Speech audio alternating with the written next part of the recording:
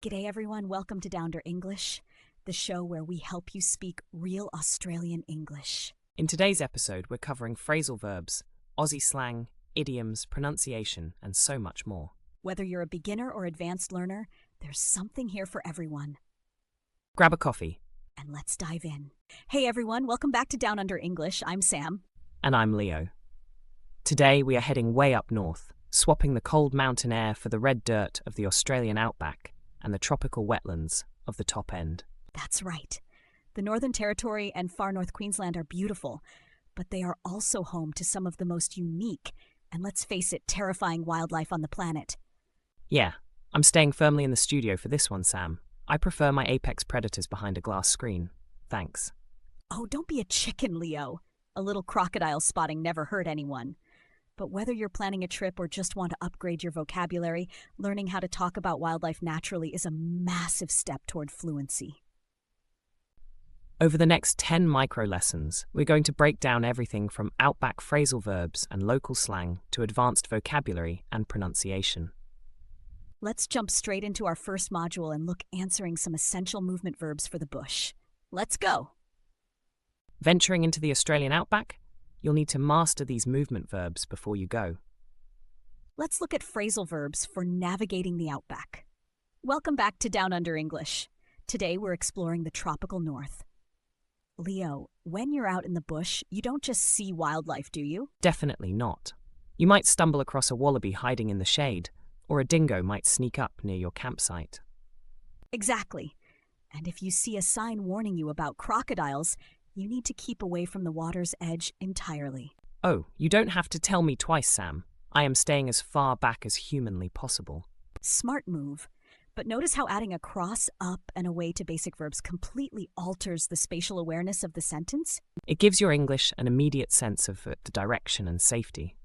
Drop a comment if you've ever stumbled across a wild animal, and subscribe for more.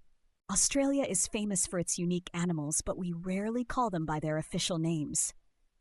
Time for some classic Australian slang for our local wildlife. If you're heading up to Kakadu, Sam, you've got to watch out for the crocs. They are absolutely massive up there.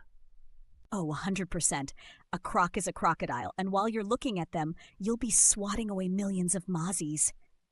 Mozzies are mosquitoes, and they are brutal in the wetlands. Look up in the trees, though, and you might spot a cute little joey. A joey is a baby kangaroo or koala. But if someone tells you to watch out for a maggie, cover your head. Ah, the dreaded magpie. Springtime swooping season is no joke. I've been chased down the street by a magpie before, Leo. Truly terrifying. See, the mozzies bite, the crocs snap, and the maggies dive bomb. Classic Australia. What's the scariest Aussie animal? Let us know below. Want to describe wildlife like a documentary filmmaker? Stop guessing your word pairings. Today, we're mastering advanced wildlife collocations. Today, we are focusing on collocations, words that naturally lock together. For instance, a saltwater crocodile isn't just a big hunter. Right, it is an apex predator. It sits at the very top of the food chain. And if you encounter an inland taipan snake, you're dealing with a venomous bite that can be fatal. On the brighter side, the northern rainforests are teeming with beautiful native wildlife, like colourful parrots. It sounds much more professional when you use the exact pairings, Leo. It really does. Saying apex predator instead of top killer animal instantly makes your English sound highly sophisticated. Save this video to practice your advanced word pairs later. Feeling suspicious or completely panicked? Aussie animal idioms have got you covered. Let's crack open some colourful Australian idioms. Imagine a friend tells you a massive, overly dramatic story about being chased by a spider just to get sympathy. You might accuse them of crying crocodile tears, which means showing fake sadness or exaggeration. But what if you accidentally say something that makes a tense situation way worse? Then you have officially stirred the hornet's nest. Like asking a local if kangaroos are just giant rats. Oh, definitely. Do not say that up north. You will absolutely stir the hornet's nest. Tell us about a time someone cried crocodile tears around you. Toss out basic descriptive words like scary or hidden, and try these upgrades instead. Upgrading your vocabulary with powerful adjectives. We want to expand your vocabulary today. A massive 5-meter crocodile isn't just scary, it's formidable. Formidable means inspiring fear through being impressively large or powerful. And because their scales look just like logs, they are perfectly camouflaged. Meanwhile, some of our tinier box jellyfish are incredibly hard to see, but their sting is completely lethal. Formidable, camouflaged, and lethal. You're making the Outback sound lovely, Sam. Hey, it's a beautiful place, Leo. You just have to respect the elements. Swap out your basic adjectives for these to tell much better stories. Master your vocabulary with us. Subscribe to Down Under English. Let's fix a major pronunciation hurdle before you try naming Australia's giant dinosaur bird. Let's perfect your Aussie pronunciation for tricky animal names.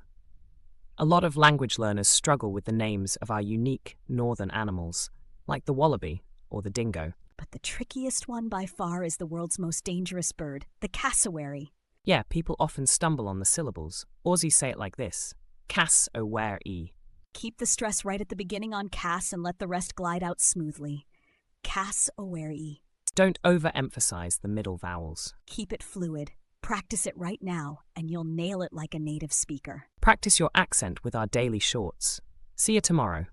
Don't let tiny direction markers ruin your Outback travel stories. Let's sort them out. Sorting out your direction markers and prepositions. Leo, when you are traveling through the Northern Territory, are you in the Outback or at it? You travel in the Outback or through the wilderness, but you stop at a watering hole. Perfect. And you need to be careful not to sit under a tree where a python might be resting or step on a hidden lizard. Exactly.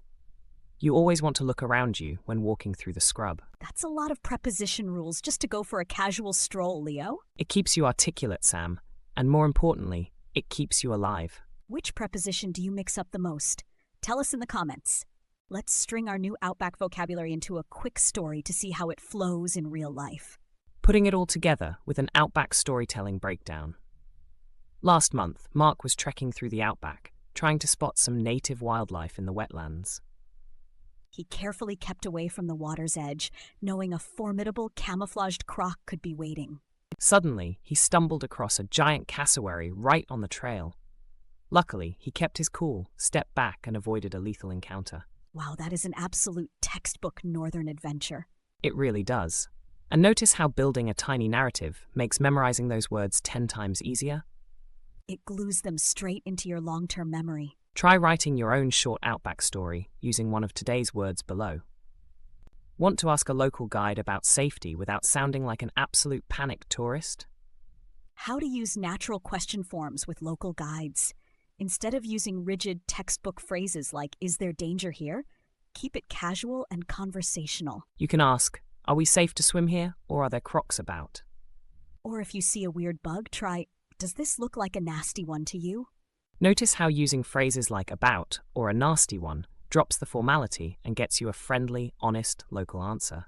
It sounds natural and immediately signals that you're adapting to the culture. Exactly. It starts a conversation instead of a safety interrogation. Use these phrases to talk to locals with confidence. Lightning fast memory test time.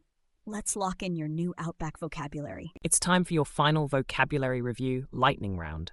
We covered some wild terrain today, Sam. First question, what is a maggie? That's a magpie, and watch out for them in spring. Next, what word naturally pairs with predator? An apex predator. And finally, how do you pronounce that giant dangerous bird? Short and fluere-e. Spot on, Sam. You survived the Outback lesson today. Woohoo! No crocodile tears here. Reviewing these terms right away is the fastest path to fluid English. You've officially finished the masterclass. Subscribe to Down Under English for your daily dose.